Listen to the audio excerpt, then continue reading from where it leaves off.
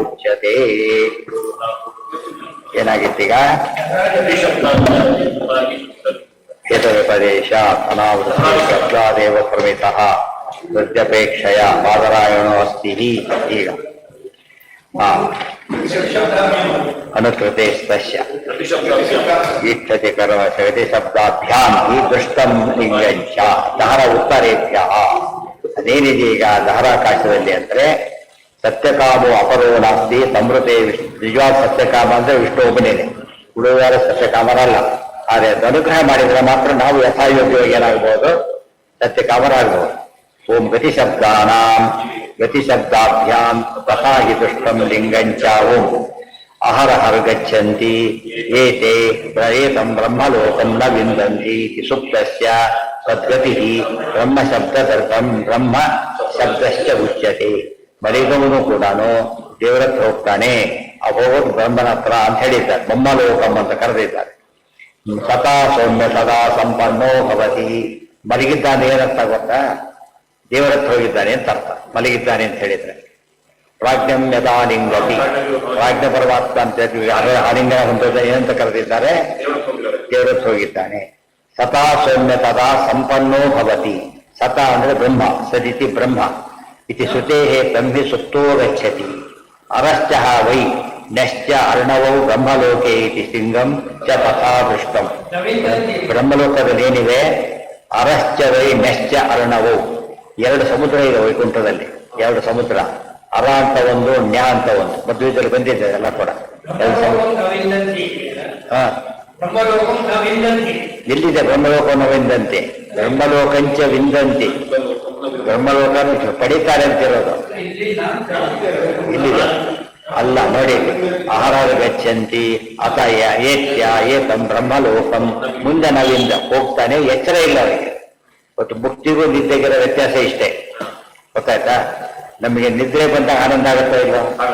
ಒಂದಾಯ್ತೀವ. So ಮುಕ್ತಿಯೆಲ್ಲ ಆನಂದ ಆಗೇ ಆಗುತ್ತೆ. ಎರಡು ಪಾಯಿಂಟ್ ಡಿಫರೆನ್ಸ್ ಏನು ಗೊತ್ತಾ, ಇಲ್ಲಿಂದ ಅನ್ನೋಯಿಂಗ್ಲಿ ಇದ್ದೇವೆ, ಅನ್ನೋಯಿಂಗ್ಲಿ ಇರ್ತೇವೆ, ಇಷ್ಟೇ ಡಿಫರೆನ್ಸ್.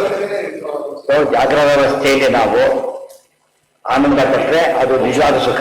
ಕೋಮದಲ್ಲಿ ಆನಂದ ಅಂತ ಕರೀತಾರ? ಇಲ್ಲ. ಅವನ ಪಾಡಿಗೆ ಸುಖವಾಗಿ ಅಯ್ಯೋ ಪಾಪ ನೋಡುತ್ತಾ ಅಯ್ಯೋ ಪಾಪ ಅಂತಾರೆ. ಇವ್ರು ಮುಕ್ತಿ ಕೇಳಿದ್ರೆ ಅಯ್ಯೋ ಪಾಪ ಅನಿಸ್ತದೆ. ಯಾಕಂದ್ರೆ ಎಚ್ಚರಣೆ ಅನುಭವ. ಸೊ ಪ್ರತಿನಿತ್ಯದಲ್ಲೂ ಕೂಡ ನಿದ್ರೆಯಲ್ಲಿ ಸುಖ ಆಗಲಿಕ್ಕೆ ಏನು ಕಾರಣ ಅಂದ್ರೆ ದೇವರ ಹತ್ರ ಕಾರಣ, ದೇವರ ಹತ್ರ ಕಾರಣ. ಹಾಗಿದ್ದರೆ ಯಾವಾಗ ಮಾಡ್ಕೊಂಡಿದ್ರೆ ಏನಾಗ್ತದೆ, ಜ್ಞಾನ ಇಲ್ಲ, ಉಪಯೋಗ ಇಲ್ಲ. ಮುಕ್ತಿಯಲ್ಲಿ ಎಂದಿರುತ್ತೆ, ನಿದ್ರೆನೇ ಇಲ್ಲ. ಯಾವಾಗಲೂ ಎದ್ದಿರ್ತಾರೆ, ಯಾವಾಗಲೂ ದೇವರ ಜ್ಞಾನ ಇಲ್ಲ. ಆ ನಿದ್ರೆ ಇರುತ್ತಾ ಅಂತ ಕೇಳಬಾರ್ದು. ದೋಷಗಳು, ಮೂರ್ಛೆ ಬರುತ್ತಾ, ನಿದ್ರೆ ಇರುತ್ತಾ? ಇಲ್ಲ. ಯಾವ ಗುಣ ಅಂದ್ರೆ ಇರುತ್ತೆ, ದೋಷ ಅಂದ್ರೆ ಇಲ್ಲ. ಅರಶ್ಚ ವೈ ನಶ್ಚ ಅರ್ಣವೋ ಬ್ರಹ್ಮಲೋಕೆ ಇತಿ ಲಿಂಗಂಚ ತಥಾ ದೃಷ್ಟಂ. ಅರಶ್ಚ ವೈ ನಶ್ಚ ಸುಧಾ ಸಮುದ್ರೌ ತತ್ರೈವ ಸರ್ವಾಗುಣ ತತ್ವದೌ ತ್ವೌ ಇತ್ಯಾದಿನ ತಸ್ಯೈವ ಹಿ ತಲ್ಲಕ್ಷಣಾನಿ ತಲ್ಲಕ್ಷಣತ್ವೇನ ಉಚ್ಯತೆ. ಹೀಗೆ ಅಲ್ಲಿ ಸ್ಪಷ್ಟ ಹೇಳಿದ್ದಾರೆ. ದೇವರ ಹೋದ ಕಾಲಕ್ಕೆ ಆನಂದವಾಗಿರ್ತಾನೆ ಅಂತ ಹೇಳಿದ ಮೇಲೆ ಪರಮಾತ್ಮ ಎಲ್ಲಿದ್ದಾನೆ ಅಂತ ಆಯ್ತು, ಹೃದಯ ಗುಹೆಯಲ್ಲಿ ಇದ್ದೇ ಇದ್ದಾನೆ.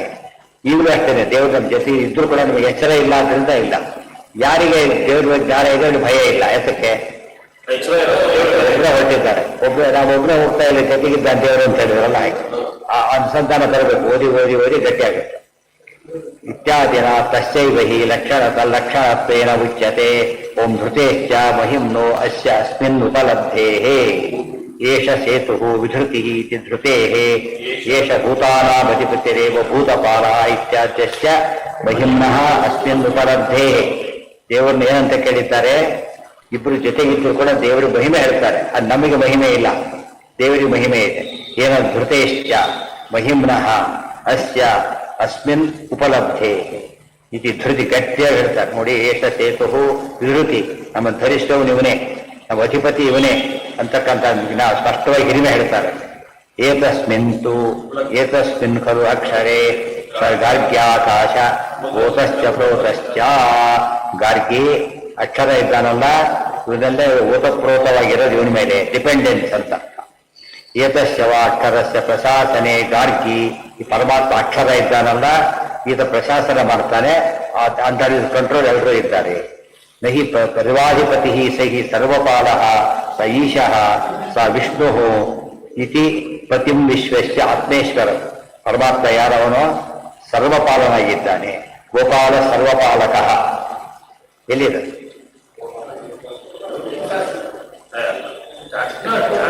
ಗೋಪಾಲ ಸರ್ವಪಾಲಕ. ಕೃಷ್ಣ ಶತರಾಮ ಸ್ವತರು ಗೋಪಾಲ ಗೋಪಾಲ ಅಂತ ಬರ್ತಲ್ಲ ಅಲ್ಲೇನೆ. ಗೋಪಾಲ ಕೃಷ್ಣ ಇರಲಿಲ್ಲ, ಗೋಪಾಲ ಅದೇ ಪದ ಇದೆ, ತಟ್ಟುಕೊಂಡ್ರೆ ಅದಕ್ಕೆ ಅರ್ಥ ಇದೆ. ಪರಮಾತ್ಮ ಸರ್ವಪಾಲನಾಗಿದ್ದಾನೆ. ಗಾರ್ಗಿ ಒಬ್ಬ ಈಕೆ ಋಷಿಕೆ ಏನಿದ್ರೇನೋ, ಋಷಿಕೆ ಆಕೆ ಒಬ್ಬ ವೇದದಷ್ಟಾರ ಬ್ರಹ್ಮವಾದಿನಿ. ಆಕೆ ಹೇಳ್ತಾ ಇದ್ದ ಹೇಗೆ ಗಾರ್ಗಿ ಪ್ರಶ್ನೆ ಕೇಳಿದವರು, ಪ್ರಶ್ನೆ ಕೇಳಿ ಗಾರ್ಗಿ ಅವ್ರು ಪ್ರಶ್ನೆ ಕೇಳ್ತಾ ಹೋಗ್ತಾರೆ. ಇವ್ರು ಯಾರು ಹೇಳ್ತಾ ಹೋಗ್ತಾರೆ, ಹೇಳ್ತಾ ಹೋಗ್ತಾರೋ ಇವ್ರು ಬಿರ್ದಾಡಿ ಅವ್ರ ಮೇಲೆ ಹೇಳ್ತಾ ಹೇಳ್ತಾ ಹೇಳ್ತಾ ಕೊನೆಯೇ ಕೇಳ್ತಾರೆ. ಪರಮಾತ್ಮ ಅವ್ರ ಮೇಲೆ ಯಾರು ಬಾಯಿ ಬಿಚ್ಚಲ್ವ, ಬಾಯಿ ಬಿಚ್ಚು ತಲೆ ಹೊಡೆದೋಗುತ್ತೆ ವಿಚಾರ, ಅದ್ರ ಮೇಲೆ ಕೇಳಕ್ಕೆ ಹೋಗ್ತಾರೆ. ಹೆಸರು ಅದು ಗಾರ್ಗಿಯನ್ನು. ಗಾರ್ಗಿ ಯಾಜ್ಞವಲ್ಕ್ಯರು ಹೇಳ್ತಾ ಇದ್ದಾರೆ, ಯಾಜ್ಞವಲ್ಕ್ಯರು ಉತ್ತರ ಕೊಡ್ತಾ ಇದ್ದಾರೆ ಗಾರ್ಗಿಗೆ.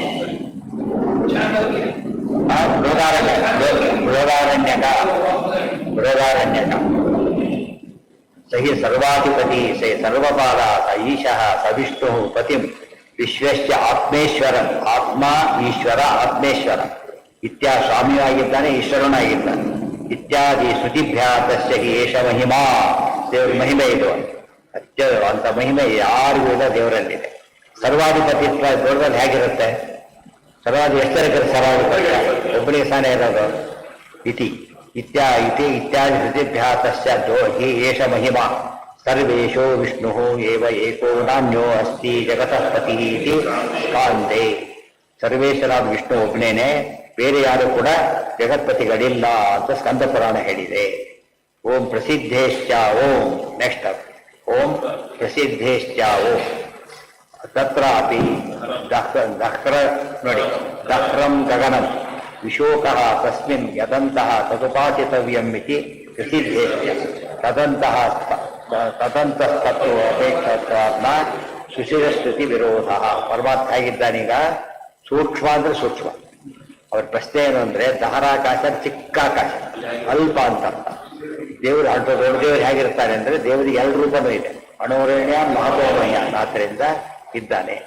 ಜಡದು ಸೂಕ್ಷ್ಮ, ಜಡದ ಪರಮಾಣು ಇದೆ, ಜೀವ ಸೂಕ್ಷ್ಮ. ಆಚಾರ್ಯ ಹೇಳ್ತಾರೆ, ಜಡದ ಪರಮಾಣು ಅಂದ್ರೆ ಇದು ಫರ್ದರ್ ಇಂಡಿವಿಜುವಲ್, ಅದು ಆ ಸ್ಟೇಜಲ್ಲಿದೆ. ಆದರೆ ಅಂತ ಇದರ ಎಷ್ಟು ಜೀವರು ಇರ್ಬೋದು? ಪರಮಾಣು ಪ್ರದೇಶೇಪಿ ಅನಂತ ಜೀವರಾಶಯ. ಆಚಾರ್ಯ ತತ್ವ ಹೇಳಿದಾರಲ್ಲ, ಅದು ಎಷ್ಟು ಇಬ್ಬರು ಅಡುಗಡೆ ಚೈತನ್ಯ ಎಂಬುದನ್ನು ಸರಿಯಾಗಿ ಅರ್ಥ ಮಾಡ್ಕೋಬೇಕು.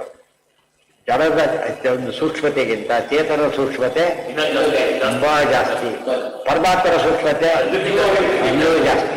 ಇದು ಸ್ವಲ್ಪ ಯೋಚನೆ ಮಾಡಿ. ಒಂದು ಜಡ ಪದಾರ್ಥದ ಪರಮಾಣುವಿನಲ್ಲಿ ಅನಂತ ಜೀವರು ಇರಬಹುದು, ಆದರೆ ಒಬ್ಬೊಬ್ಬ ಅನಂತ ಜೀವರು ಪರಮಾತ್ಮ ಅನಂತರದ ಪೂರ್ತಿ ಇರ್ತಾರೆ. ಪೂರ್ತಿ ಅನಂತ ಅಲ್ಲ, ಅಬ್ಸರ್ವ್. ದೇವರು ಎಷ್ಟು ಸೂಕ್ಷ್ಮ ಆಗ್ತಾನೆ ಈಗ? ಜಡಕ್ಕಿಂತ ಸೂಕ್ಷ್ಮ, ಇದು ಚೇತನಕ್ಕಿಂತ ಸೂಕ್ಷ್ಮ. ಅದಕ್ಕೆ ಅಣೋರಣೀಯ ಅನ್ನಂತ ಕರೆದು ಇದು ಮತ್ತೆ ದೇವ್ರ ಮಹಿಮೆ ಆಯ್ತು. ಈಗ ನಮ್ಗೇನ್ ಕ್ಲಿಯರ್ ಆಯ್ತು ಈಗ, ಓಹೋ ಚಿಕ್ಕದಲ್ಲಿ ಹೇಗೆ ಪರಮಾತ್ಮ ಕೇಳೋಕೆ ಹೋಗ್ಬೇಕಾಗಿಲ್ಲ, ಇದ್ದಾರೆ ಅಂತ ಗ್ಯಾರಂಟಿ. ಅದು ಉಪಾಸನೆ ಮಾಡೋದು ಬರುತ್ತಾರೆ, ಇಲ್ಲೋರಿಲ್ಲ. ಉದಾಹರಣೆಗೆ ಕಾವಿ ನೋಡ್ಕೊಂಡು ಹೋಗ್ತಾರೆ, ಗೊತ್ತಾಯ್ತಾ? ಯಾವ್ದು ಲೋಟ ತೆಗೆದು ಒಳಗಿದ್ದ ನೋಡ್ತಾರ, ಲೋಟ ತುಂಬಿದ್ದ ನೋಡ್ತಾರ, ಎಲ್ಲ ಹಚ್ಚಿ ಅಡಿಕೊಂಡಿದ್ದಾರೆ ಅವರು. ಲೋಟ ತುಂಬಿದ್ದು ಯಾಕೆ ಚಾನ್ಸ್ ಇಲ್ಲ, ದೊಡ್ಡ ಆಗಿರ್ತಾರೆ. ಆದ್ರೆ ದೇವ್ರ ಮಾತು ನೋಡ್ಬೇಕಾಗೀಗ ಅನುರೇಣ ತೃಣಕಾಷ್ಟ ಪರಿಪೂರ್ಣ ಹೋಗಿಲ್ಲ. ರಂಗಯ್ಯನ ಎಲ್ಲಿ ನೋಡಿದ್ದೀರಿ ಕೇಳ್ತಾರಲ್ಲ, ಎಲ್ಲಿದ್ದೀರಿ ಹೇಳಿರೋಣಂತೆ. ಅದು ಸೂಕ್ಷ್ಮ ದೇವರು. ದೇವ್ರು ಹುಡ್ಕೊಂಡು ಅದಕ್ಕೆ ಭಾರಿ ಕಷ್ಟ ಆಗಿರೋರು. ಭಾರಿ ಸೂಕ್ಷ್ಮಗಳು ಇರ್ತಾರೆ, ಭಾರಿ ದೊಡ್ಡಗಳು ಇರ್ತಾರೆ.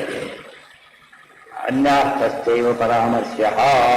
ಕೆಲವು ತಮಾಷೆ ಮಾಡ್ತಿರ್ತಾರೆ, ಯಾರು ಕಡಲು ಹೋಗಿದ್ದಾರೆ, ಇಲ್ಲಿ ಹೋಗಿದ್ದಾರೆ ಅಂತ ಅವರೇ ಬರ್ತಾರೆ, ಹೂಗುತ್ತಿ ಎಲ್ಲ ತೆಗೆದು ಹೊರಗಿದ್ದಾರೆ ಅಂತ ಹೇಳಿ, ಗೊತ್ತಾಯ್ತಾ?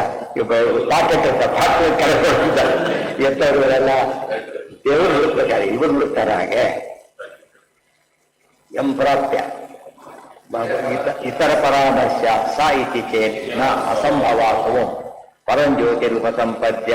ಅಲ್ಲಿ ಪರಂಜ್ಯೋತಿ ಇನ್ನೊಬ್ರು ಹೇಳಿದಾರಲ್ರಿ, ವಿಷ್ಣು ಅಲ್ಲ, ಅವನು ಇನ್ಯಾರು ಇದ್ದಾರೆ ಅಂತ ಕೇಳಿದ್ರೆ ಅಲ್ಲ. ಒಳಗೆ ಅಲ್ಟಿಮೇಟ್ ಜಾಗದಲ್ಲಿ ಯಾರು ಕೂಡ ಚಾನ್ಸೇ ಇಲ್ಲ. ಯಾರು ಇರ್ಬೇಕಲ್ಲಿ ದೇವ್ರಿಗೆ ನೋ ಎಂಟ್ರಿ. ಯಾವ್ದು ಆಫೀಸ್ಗೆ ಹೋದ್ರು ಕೂಡ ಮೇನ್ ಚೇರ್ ಕೂತಿ ಏನಾಗಿರ್ಬೇಕು ಅವನು ಚೀಪ್ ಹುಡುಗರು ಕೊಡ್ತಿಲ್ಲ, ಹುಡುಗರು ಚೀಪ್ ಆಗ್ತಾರೆ, ಅವ್ನು ಚೀಪ್ ಆಗೋದ್ರೆ ಸಾಧ್ಯ, ಬೇರೆ ಆಗೋದಿಲ್ಲ. ಹೃದಯಾಕಾಶ ನಮ್ಮ ದೇಹ ಯಾವ ಆಫೀಸ್ಗಳು ಹಾಗೇನೆ, ಹುಡುಗೆಲ್ಲ ಕೈಕಾಲು ನಡೀತಾಗೆ, ಮೇನ್ ಅನ್ನೋದು ತಲೆ ಇದ್ದಾಗೆ, ಅಲ್ಲಿ ಕೂತಿರ್ತಾನೆ, ಹೆಡ್ಡಲ್ಲಿ ಕೂತಿರ್ತಾನೆ, ಗೊತ್ತಾಯ್ತಾ? ಎಲ್ಲೆಲ್ಲೂ ಇರೋದಿಲ್ಲ, ಎಲ್ಲ ಆಫೀಸಲ್ಲಿ ಓಡಾಡ್ಬೋದು, ಆದ್ರೆ ಅವ್ನ ಜಾಗ ಇಲ್ಲಿ ಯಾರು ಕೊಡಾಗಿಲ್ಲ, ಬೇರೆ ಕಡೆ ಇವರು ಓಡಾಡ್ಬೋದು, ಅದು ಅಲ್ಲಿ ಮಾತ್ರ ಅವನೊಬ್ಬನೇ ಕೂರ್ತಾರೆ. ಸೊ ದೇವ್ರ ರಿಸರ್ವ್ ಜಾಗ, ಯಾರು ಕೊಡಾಗಿಲ್ಲ, ಯಾರಿಗೂ ಪ್ರವೇಶ ಇಲ್ಲ, ಅಲ್ಟಿಮೇಟ್ ದೇವರೊಬ್ಬನೇ. ಅಂದ್ರೆ ದೇವ್ರ ಚಿಂತನೆ ಮಾಡೋದಕ್ಕೆ ಎಲ್ಲ ಆಫೀಸ್ ಮನೆಗಳೆಲ್ಲ ಅದೇ ರೀತಿ ಇರೋದು. ಮನೆ ದೇವ್ರ ಮನೆ ಅಂತೇವಲ್ಲ, ಎಲ್ಲ ದೇವ್ರ ಮನೆಯೇ, ಮೇನ್ ಆರಾಧನೆ ಮನೆ ಅಲ್ಲಿ ಆರಾಧನೆ ಮಾಡಬೇಕು, ಅದು ನಿಯಮ.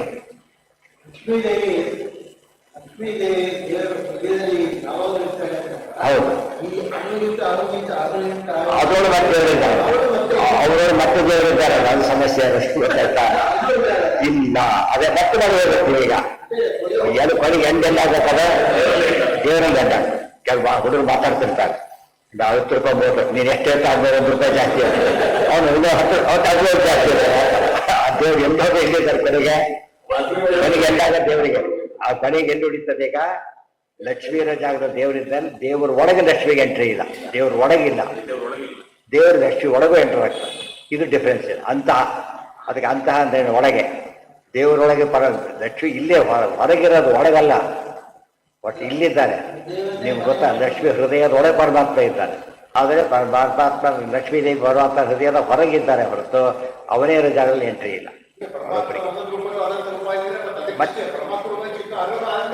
ಮತ್ತೆ ಎಷ್ಟು ತಗೊಂಡ್ರು ಕೊಡಗೆ ಅಂತಾರ ಅಲ್ಟಿಮೇಟ್ ದೇವರು, ಅಲ್ಟಿಮೇಟ್ ಉಪಯೋಗಿಸಿದ ಮೇಲೆ ಬೇರೆ ಪದ ಕೆಳಾಗಿದೆ.